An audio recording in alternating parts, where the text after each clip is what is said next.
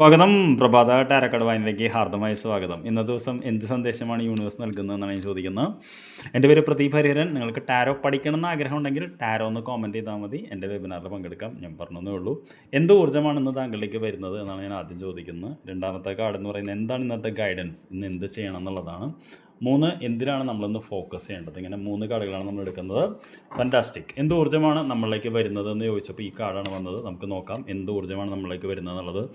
നമുക്ക് 9 of sorts എന്ന് പറയുന്നൊരു കാർഡാണ്. 9 ഓഫ് സോർട്സ് എന്ന് പറഞ്ഞാൽ നമുക്ക് കണ്ടറിയാൻ പറ്റും. ഒരു വനിത കിടക്കുന്നു, മുകളിൽ കുറച്ച് വാളുകളുടെ ചെറിയ രൂപമാണ് കാണുന്നത്. പൊതുവെ കാർഡ് വരുമ്പോൾ നമുക്ക് അനാരോഗ്യകരമായിട്ടുള്ള അനാവശ്യമായിട്ടുള്ള ആങ്സൈറ്റീസ് വരാൻ സാധ്യതയുണ്ടെന്നാണ് പറയുന്നത്.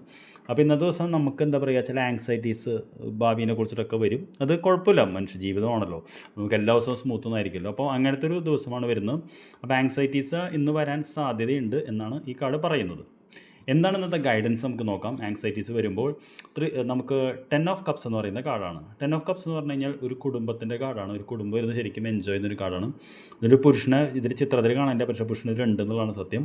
അപ്പോൾ സത്യം പറഞ്ഞാൽ നമുക്ക് 10 ഓഫ് കപ്സ് എന്ന് പറഞ്ഞു കഴിഞ്ഞാൽ നമ്മുടെ കുടുംബത്തിനോട് ചേർന്ന് നിൽക്കുക, കുടുംബത്തിന് നല്ലത് വരുന്ന രീതിയിൽ ചെയ്യുക എന്നുള്ളതാണ്. അപ്പോൾ എന്ത് ആങ്സൈറ്റി വരുമ്പോഴും നമുക്ക് എന്താ പറയുക, കുടുംബം എന്ന് പറയുന്ന ഒരു സങ്കല്പം മുന്നിൽ നിർത്തിക്കൊണ്ട് പ്രവർത്തിക്കാനാണ് പറയുന്നത്.